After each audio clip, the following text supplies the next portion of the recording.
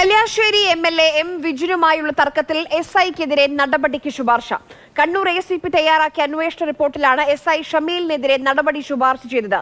എം.എൽ.എയെ മനസ്സിലായില്ല എന്ന എസ്.ഐ അന്വേഷണ സംഘത്തിന് മൊഴി നൽകിയിട്ടുണ്ട്. ഫെലിക്സ് ആണ് കണ്ണൂരിൽ നിന്ന് വിവരങ്ങളുമായി ചേരുന്നത്. ഫെലിക്സ്, എം.എൽ.എയെ മനസ്സിലാകാത്തതിനാണോ അന്ന് ആ ദിവസം ഉണ്ടായ തർക്കത്തിൽ അതിനാണോ ഇപ്പോൾ നടപടി?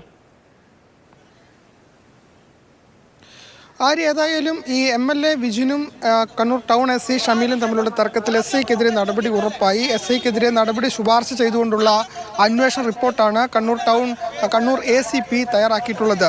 ഏറ്റവും പ്രധാനമായും ഈ റിപ്പോർട്ടിലെ കണ്ടെത്തൽ, അതായത് എസ്.ഐക്ക് വീഴ്ച സംഭവിച്ചു എന്നതാണ്. എസ്.ഐ തന്നെ പോലീസിന് എ.സി.പിക്ക് നൽകിയ മൊഴിയിൽ പറയുന്നത് തനിക്ക് എം.എൽ.എയെ മനസ്സിലായില്ല, നേഴ്സ് അസോസിയേഷൻ്റെ ഭാരവാഹിയാണ് എന്നാണ് താൻ അറിഞ്ഞത്. ഒപ്പം തന്നെ അവിടെ ഉണ്ടായിരുന്ന വനിതാ പോലീസുകാരും എ.സി.പിക്ക് നൽകിയ മൊഴിയിൽ പറയുന്നത് എസ്.ഐ പറഞ്ഞതനുസരിച്ചാണ് എം.എൽ.എയോട് പേര് ചോദിച്ചത്. തങ്ങൾക്കും എം.എൽ.എയെ മനസ്സിലായില്ല എന്ന മൊഴിയും അവിടെ ഉണ്ടായിരുന്ന വനിതാ പോലീസ് നൽകി.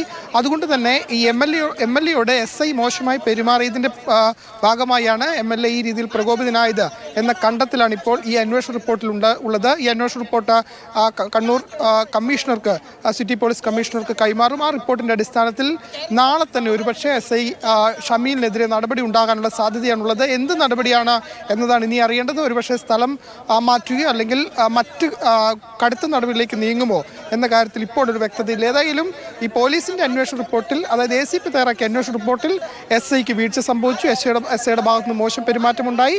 അതിന് എസ്.ഐ നൽകിയ മൊഴിയിൽ പറയുന്നത് താൻ അറിഞ്ഞിരുന്നില്ല ഇത് എം.എൽ.എ ആണ് എന്നത്. ഒപ്പം തന്നെ അവിടെ ഉണ്ടായിരുന്ന വനിതാ പോലീസുകാരും സമാനമായ മൊഴിയാണ് നൽകിയിട്ടുള്ളത്. ഒപ്പം സ്പെഷ്യൽ ബ്രാഞ്ചുകാരുടെയും എം.എൽ.എയുടെയും മൊഴി ഇന്നലെ എ.സി.പി രേഖപ്പെടുത്തി. എം.എൽ.എ അടക്കം ശക്തമായ നടപടി എസ്.ഐക്കെതിരെ വേണമെന്ന ആവശ്യം ഉന്നയിച്ചു. ഒപ്പം നേഴ്സസ് ഭാരവാഹികളുടെ മൊഴിയും രേഖപ്പെടുത്തി. ഈ മൊഴികളൊക്കെ തന്നെ എസ്.ഐക്കെതിരായാണ് വന്നിട്ടുള്ളത്.